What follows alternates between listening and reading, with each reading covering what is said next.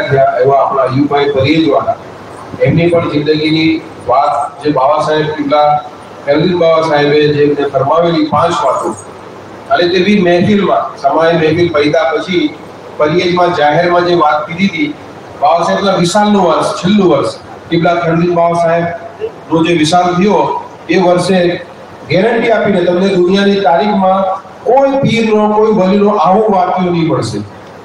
મેં બી ઘણી કિતાબો પઢી છે પણ મને અત્યાર સુધી મળ્યો નથી. કદાચ તમને મળી જાય કે આવી કરામત તમને દુનિયામાં નહીં મળશે કે ગેરંટીની સાથે ચેલેન્જની સાથે 5 વાતો કીધી હોય અને જે 5 વાતો સાચી પડે છે. એ વાતો શું હતી જે ગેરંટીથી ભવિષ્યવાણી કરેલી બાબા સાહેબે 5 ભવિષ્યવાણી જે વિશાલના છેલ્લા વર્ષે જે કિબલા હજરત ખ્વાજા મિર્ઝા બહાદુર હુસૈન શાહ ચિશ્તી રદિયલ્લાહુ તઆલાનો ઉર્સ મુબારક હતો પરિયેજમાં તે વખતે તે સાંભળો.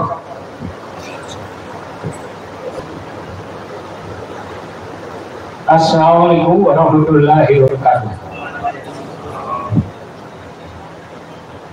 હું અયુબભાઈ પરિયેજ માજી સૈનિક. હું મિલિટરીમાં નોકરી કરતો હતો તો 1993માં મહેફિલે સમય હતી અને હું રજા પર આવેલો હતો. તો બાવાને પછી મેં લંચ કર્યો. અત્યારે ખાવાનું પૂરી થઈ 7 કલાક પછી બાવાએ લંચ કર્યો તો હું ચા લઈને ગયો. બાવાને એક પ્રકારની ચા આપી એટલે બાવાએ ચા પી લીધી. પછી બીજી આપી તો એ ફોટો પાડીને બોલ્યો કે તું પીને તારું ઘણું થઈ જશે. મેં પીધી. પછી કહે કે શું ખબર છે? મેં કીધું તમે મારા પીરો મુર્શિદ છો, તમને બધી જ ખબર છે. એટલે મને કે અલ્લાહ તારું ખાવું કરે મેં માની. પછી મારી સાથે અમારા અલીભાઈ બેઠેલા છે. એમને કીધું કે અમને સુરતમાં એસટી બરાબર ચાલે નહીં કે બહુ ચાલે બાવા ઘરની એસટી પાસે તે કે લોકો અથડાય પસરાય નહીં ચાલા કરશે. એની સાથે એનો કંડક્ટર બેઠેલો. કંડક્ટરને કીધું કે ભાઈ તું મંચ બરાબર માટે થોડી ના કરતો ને સાચા પૈસા ખાજે. તો કે બાવા હવે 500 બરાબર મારે તો મળે તો ભડકો જોઈએ. એટલે બાવા પછી છે કે અસલિયત પર આવી ગયા, જલાલમાં આવી ગયા. એટલે મને કે તું હવે ડાયરી પેન ન લાવ. મેં કહું બાવા હું માટીમાં કે ના તું ડાયરી પેન લાવ. તો બાવા હવે તે કે ના તને યાદ રહેશે. મેં કહું આવો બધું યાદ રહેશે. મને કે મારી વાત સાંભળી રે, તારું ઘર નથી. મેં કહું ના નહીં પણ નવામી મારે કે મિલિટરીમાં ગયો ત્યાંનો પૈસો પોળે કરવાની કોશિશ કરે, પૈસો પોળે ન થતો.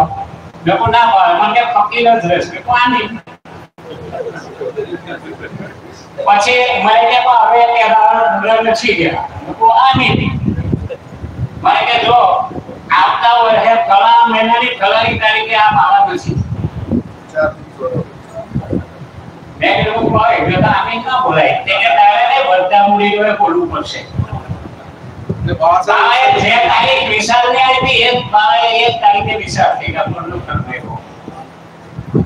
પછી મને એવું કીધું કે હું પડતે થયા પછી તને ગવર્મેન્ટ જગ્યા આપશે અને તારું આલિશાન મકાન બનશે ને તું પાઇપો ફેરવતા થશે. એને મને બાવાએ કીધું તો એ પ્રમાણે બાવાના વિશાલ પછી મને ગવર્મેન્ટે જગ્યા આપી. અત્યારે આલિશાન મકાન છે, મારી બધી વાળા લંડન છે, હું પૈસા વાળો થઈ ગયો. પછી બીજી વાત એવું કીધું કે હું પડતે થયા પછી આ કામમાં તમારો એકકો વાત છે, તમે જે કહેશો તે કામ નહીં કરવું પડશે. એને અમારા ભાઈ સિંહ ના ચડતા મોટા ભાઈ હતા, એમને જન્મ દશી કરાય. એ સિંહ ના ચડતા હતા 20 વર્ષ સિંહ ના થઈને સરપંચ બની ગયા. પછી હું ડેપ્યુટી બન્યો. એટલે ગામને આપણું કીધેલું કરવું પડ્યું. બાબાએ કહ્યું છે બરાબર. પછી છે એવું કીધું કે આ ભાઈ છે, આ ભાઈ એ આફત થઈ ગયો. એનું ઈમાન જતા મેં જોયું. મને અલ્લાહે રોશની આપી દીધી કે મેં એનું ઈમાન જતા જોયું. એ અત્યારથી ને હમણાંથી આજથી નહીં કંપનીથી તારો દુશ્મન છે. એ ભાઈ 1993 થી આજ સુધી મને હમી મળે તો રસ્તો બતાવી કે ભાઈ જો સલામતી નથી કરતો ડાક્ટર થઈ ગયો ને ભાઈ કીધું. અને 40 તાળાને જતા થઈ ગયો. 4 મહિનાને જિલ્લામાં જતા થઈ ગયા અને આ કામ છોડી દીધો. પાંચમી વાત એવી કીધી કે દુનિયાથી હળી જાય ત્યારે તું મારા દરબાર में आવીને માંગજે ને ના મળે તો લાત મારીને ઠૂકજે. તમે બરું કહેતા હતા ને લોકો આવે એવું તો ના કે તારે આવવું પડશે. મારા છોકરાની શાદી એક લંડન થી છોકરી આવેલા હાથ પકડેલો એટલે ગામ પેલો જમાજી ગાવ તે બધા ના કહેવા ગયા કે એ તો બહુ ખતરનાક માણસ છે, બંદૂક કે આર્મી વાળો છે, ડેન્જર દિમાગનો છે અને એ લોકો બહુ ડેન્જર લોકો છે. બીજું કે એ તો પીરો વાળા છે, ઢોલકો વાળા છે, સમય મહેફિલ વાળા છે. એટલે વાત બોલી બહુ અટવાઈ 14 મહિના થઈ ગયા વ્યાહ ના જોડાય, શાદી નક્કી ના થાય. એટલે બધાને લઈને હું ગાડી લઈને પાછા આવ્યો. મેં કહ્યું બાબા તમે જે 4 વાતો 5 કીધી હતી તે મેં 4 નો ફાઇનલ થઈ ગઈ, સિક્કા વાગી ગયા. હવે આ હવે તમારા છે તેથી પ્રોબ્લેમ આવે છે. અમે જે સમયે મહેફિલ વાળા ને કદમ પોશી વાળા છે તેની અંદર પ્રોબ્લેમ આવે. હવે તમે એક કામ કરો, તમે દુઆ કરી દો, હુજુર પાક સલ્લલ્લાહુ ને તમે કહી દો, હુજુર પાક સલ્લલ્લાહુ નો સિક્કો વાગી રહે તો અલ્લાહ માની દેવાનો. આ તમારી જોડે જે બોલું છે ફેરુદ્દીન બાવાને કીધું કે એને જતા રહ્યા, કોઈ નહીં માને આ દુનિયાને, કોઈ નહીં. આ બાવા ફેરુદ્દીન બાવા મારા ઘેર એવા દિવસે કોઈ નહીં માને. એટલા તમે અકીદા વાળા છો એટલે આવા છૂટા નગલાઈ બોલે, બાકી કોઈ ના માને. મારા નાના છોકરાએ કોઈ હકીકત માં કશું બોલતો ના કીધું. સારી નક્કી થઈ ગઈ, સિક્કો વાગી ગયો. એ છોકરી 2 થી 3 મહિના તારા ઘેર આવશે, અહીંયા રહેશે અને તારા છોકરાને લઈને જશે. બીજા દિવસે બાવે કહેને ત્યારે બીજે દિવસે આ શાદી નક્કી થઈ ગઈ. એ છોકરી બાવે કહેવા પ્રમાણે લંડન થી આવી, અમારા ઘેર 3 મહિના રહી અને છોકરાને લઈને ગઈ. તો આવા પીરો તમારે એની તસવીર દોડવી પડે ભાઈ. પછી ખાલી ખાલી ફેરુદ્દીન બાવા નહીં કરવાનું. એ તો યકીન બહુ મોટી વસ્તુ છે. પીરોનો દામન પકડેલો તો એ બરાબર પકડી આપવાનો. પીરોએ કોઈને ડૂબવા દીધો નથી ને ડૂબવા દે નહીં. હું પંજાબને હતો, પંજાબની અંદર વાળી લડાઈ ચાલતી હતી, ખાલિસ્તાનની લડાઈ ચાલતી હતી. અમે 22 કલાક પેટ્રોલિંગ કરતા હતા. હું આવ્યો રજા પર તો બાવાને મેં એવું કહ્યું, બાવા મને એક શિષ્યને તબલા આપી દીધો કે મારી હિફાજત થાય. એટલે બાવા કશું બોલ્યા ના. ભજન બોલાયું હતું, ભજન બંધ વાળા જતા રહ્યા. ત્યાર પછી છે તે બાવા પલંગ પર હોઈ ગયા, કશું બોલ્યા ના. ગાડીથી કોઈ વાત નથી. હું બાવાના ચપ્પલ છેવાડે મૂકીને હોઈ ગયો નીચે, પલંગ નીચે. મને ખબર છે કે 15 કે 20 મિનિટના અંદર હું સપનું જોઉં કે હું જઈ નોકરી કરું તો હું જીપનું ગેરબોક્સ ખોલીને બેઠેલો હતો ને બાવા ઇન્સ્પેક્ટર ઓફિસર બની નાગર ચાલતા હતા. અમારા અમંડરો બધા પાસે ચાલતા હતા. મને એક જણ માણસે કીધું, મને કે અયુબ સર आप तो कोई मुल्ला थे, आज तो इंस्पेक्टिंग ऑफिसर बन के आए हैं.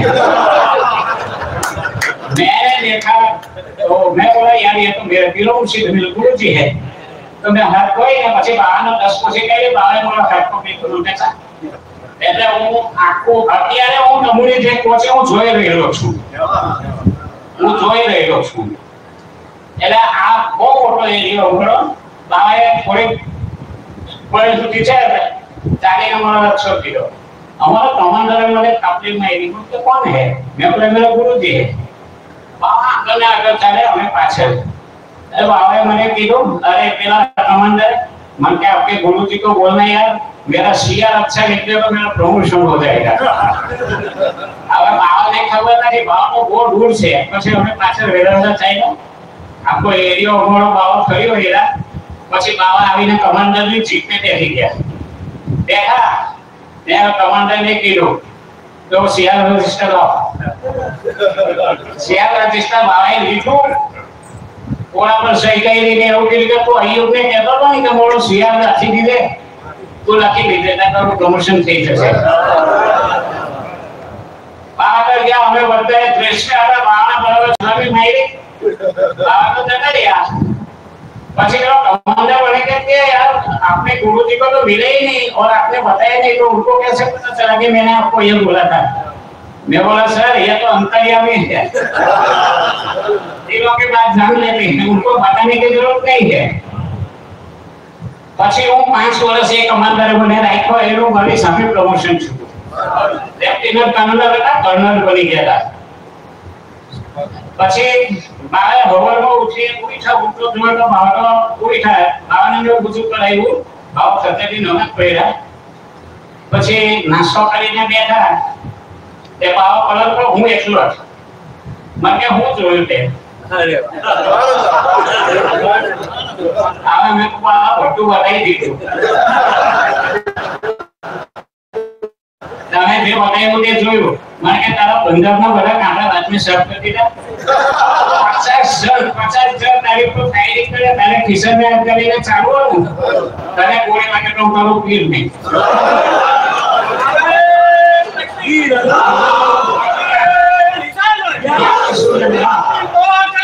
नहीं छोड़ेंगे, नहीं छोड़ेंगे, नहीं छोड़ेंगे।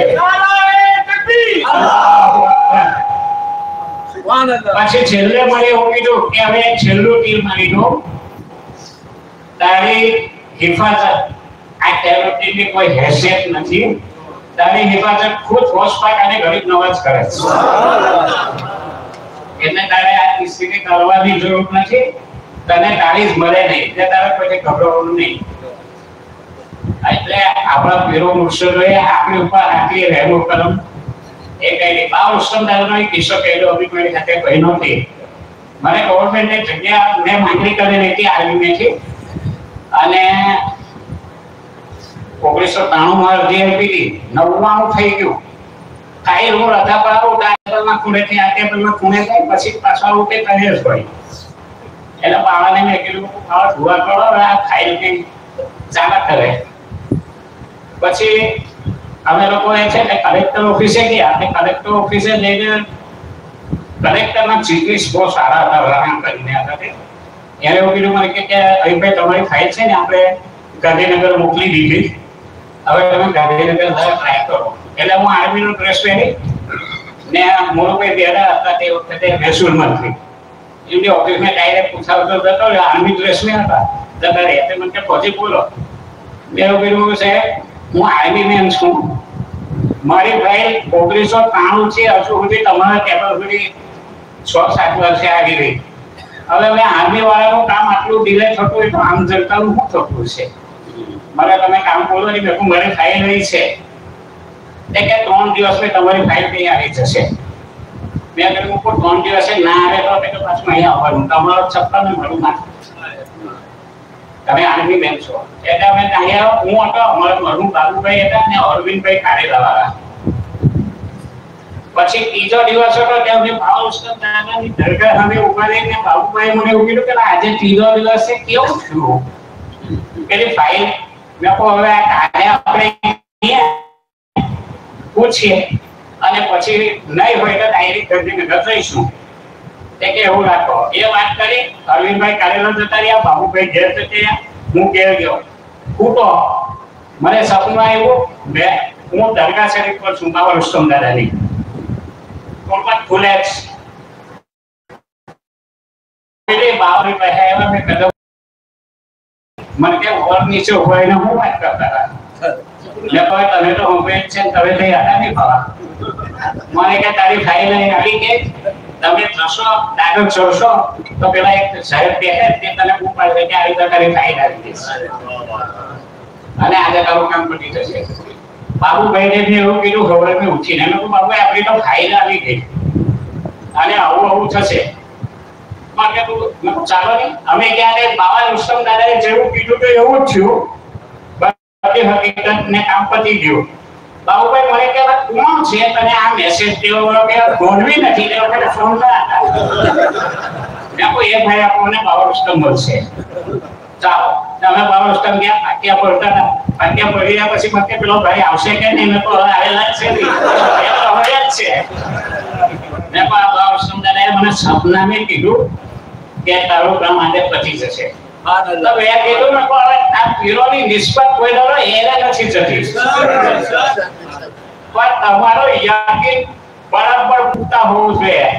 પછી બાવાનું નામ લેવાનું અને છોકરા રમવાનું દારૂ પીવાનું ને નંબર લેવાને આવે માફ કરે અલ્લાહ મને અરજી કોન્સ્ટન્ટની નથી પડતી પણ બીજું બાવાની જે તસ્બી છે ને એ તમે ટાઈમ કરજો તમારે આ એક વખત મેં બોલો ફેરી તો આ મમ્મી આવીને ઊભા થઈ જશે એ મારો ચેલેન્જ છે